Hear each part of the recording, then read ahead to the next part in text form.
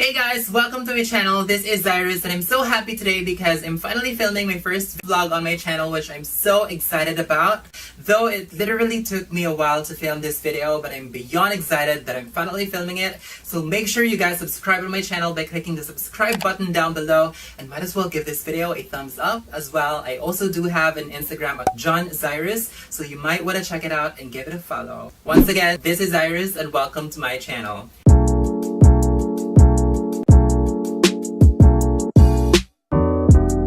Social media nowadays is one of the most powerful platforms that every one of us can freely utilize. Not only does it allow us to communicate globally, but it essentially lets us express ourselves in so many different ways. But of course, social media platforms definitely cannot go without photos on them, and that is why I'm coming out to you guys today with this brand new video, because I feel like this is going to be the best opportunity and the perfect platform for me to share and answer the questions from my friends on Facebook and Instagram about how I edit my Instagram photos or how I take photos in general. So without further ado, let's get into the video. So this video is going to be about how to take photos like a pro. I personally believe that editing isn't everything, if that makes sense. And I feel like that's something that everyone has to be reminded of. Although editing really plays an amazing role in enhancing a beautiful photo to be more aesthetically pleasing, but I feel like photography comes first more than anything else, in my opinion. You don't necessarily have to have a DSLR camera to be super techy, know about rule of thirds or anything like that, but all you just have to have is yourself, your smartphone, your willingness and passion to learn about everything, then you're definitely good to go. So my first tip for you guys today is to wipe off your camera lens.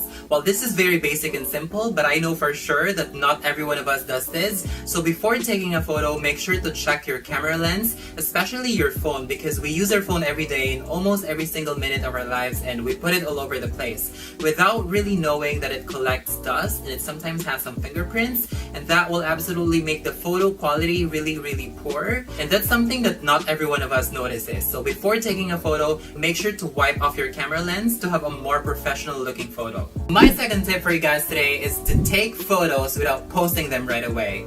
Many of us, if not everyone, cannot get enough with just a single snap. As a millennial, we really have a habit of taking 10, 20, 30, or even 100 selfies, depending on how good looking we think we are at that particular time being.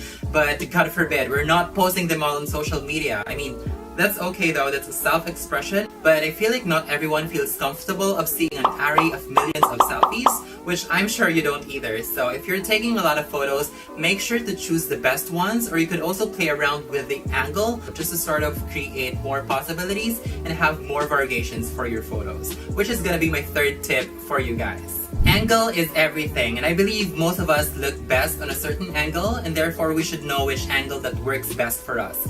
I'm gonna give emphasis on whole body shots because this is where we can actually create a lot of variations. When you're taking a photo of someone, or when you ask someone to take a photo of yourself or your OOTD, make sure that you put much emphasis on top than the bottom. What I meant by that is basically putting much space above the head and a bit of space below the feet. Otherwise, it wouldn't totally add some visual interest to your photo. Also, I believe that a lot of us have already complained that, oh my god, I look so short in this photo, or stuff like that. There are absolutely a lot of ways on how to save you from it. And first is to actually put your camera on a lower level, and that is way better than just simply taking a photo with your camera on your head level. And you basically can do that just by simply crouching down a little bit and tilting your phone up to 80 degrees or something like this, and your subject is right over there, and that would absolutely create an illusion that you are looking taller than you actually are. So my fourth tip for you guys is to use the normal camera mode of your phone and not the beauty editing apps camera. Well, I have nothing against using them, first of all, but I did try to use it once or twice, and it did have a dramatic filter that beautified some unnecessary parts of my face, which I'm not comfortable with because it didn't look natural anymore. So I wouldn't recommend using it, especially for groupies or group photos, because it may not accurately beautify faces, especially if there are a lot of you guys in a photo. So I would still go for a normal mode of camera and do the manual editing process if necessary.